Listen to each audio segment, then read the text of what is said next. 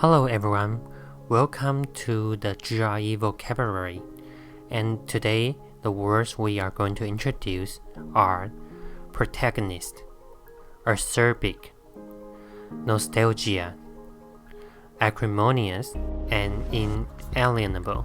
For our very first word, protagonist, it spells P-R-O-T-A-G-O-N-I-S-T, protagonist. P-R-O-T-A-G-O-N-I-S-T. Protagonist means one of the main characters in a story. And we can see the examples here. The novel's main protagonist is an American police officer. So that means the main character in this novel is an American police officer. And if you are in a business class, especially in a case study style business class, usually a professor would start the class with who is the protagonist in this case. By that, the professor wants to ask the student who is the main character in this business case. And that's our first word, protagonist. Our second word for today is acerbic. A-C-E-R-B-I-C. Acerbic. A-C-E-R-B-I-C.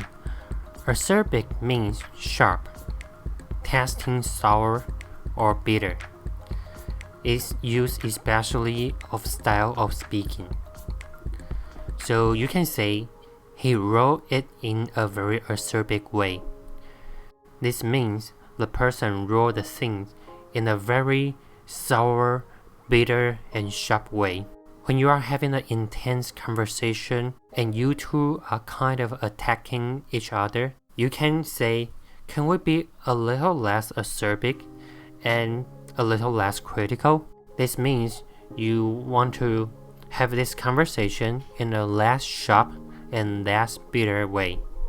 So next time, maybe when you are having an oral argument with other people, you can try to say this. Can we be a little less acerbic? The third word for today is nostalgia. N-O-S-T-A-L-G-I-A. Nostalgia. N-O-S-T-A-L-G-I-A. Nostalgia means a sentimental longing for a period in the past. It basically means you have a desire to go back to a period in the past. We can see the example here. The first one. Some people feel nostalgia for their school days. This means some people, they feel they have a desire to go back to the good old school days in the past. The collocation here is feel nostalgia. So you have a feeling, this kind of feeling, you can say it is nostalgia. The second example here is hearing that song again, fill him with nostalgia. So that means when this person hears the song again, he has this kind of feeling that he longs for a period in the past. He want to go back to that period in the past. So here the collocation is fill someone with nostalgia. And the last example here is a way of nostalgia.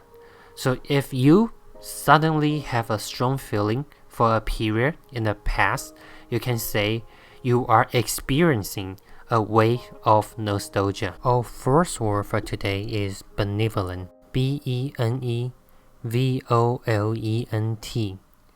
Benevolent. B-E-N-E-V-O-L-E-N-T. Benevolent means kind and helpful. We can see the examples here. He was a benevolent old man who wouldn't hurt a fly. This means this old man is very kind, so he wouldn't even hurt a fly. The second example here is he believes there's a God who is benevolent. So that basically means this person believes there's a kind and helpful God. This God would do good things to humans, so he believes the God is benevolent, as opposed to thinking that there's a God who is evil. In benevolent, this word, first four character B-E-N-E is actually from Latin, and it means well. And you are going to see this very often in many different GRE vocabulary. For example, benediction, it means say something good. O benefactor, it means someone who does good thing. So banner, B-E-N-E, means whale.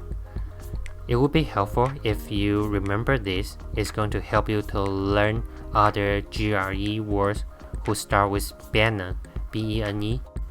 The last word for today is inalienable. I-N-A-L-I-E-N-A-B-L-E. Inalienable. I-N-A-L-I-E-N-A-B-L-E. Inalienable means unable to be removed, not subject to being taken away from. The example sentence here is, people have an inalienable right to vote, which means people have this kind of right to vote, and this is something cannot be removed. This is a right that is not subject to being taken away from. When you see this word inalienable, 90% of the time it comes with the word right. So an inalienable right is something you can memorize together. If you pay enough attention to this word, you probably will recognize that there's an alien in the middle of the word. And we all know in a sci-fi movie, alien is a subject that comes from the outer space, is not original from the earth. There's an IN in front of the alien. If you see IN or IN in English word, most likely it is going to mean against or not. So in alien, that means not going to be removed.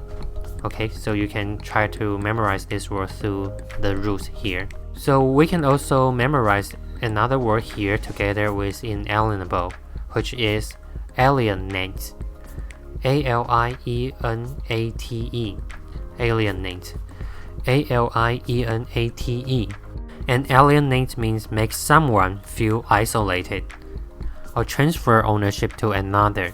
The example here is, disagreements can alienate teenagers from their families. So if you are a teenager and you have a disagreement with your family, you are probably going to alienate yourself from your family, which means you are going to make yourself isolated or make yourself away from your family. So alienate, make someone feel isolated. Alright, that's it for today's video. And if you like the video, please smash the like button and subscribe our channel and share the video with your friends. And we'll see you in the next video. Bye bye.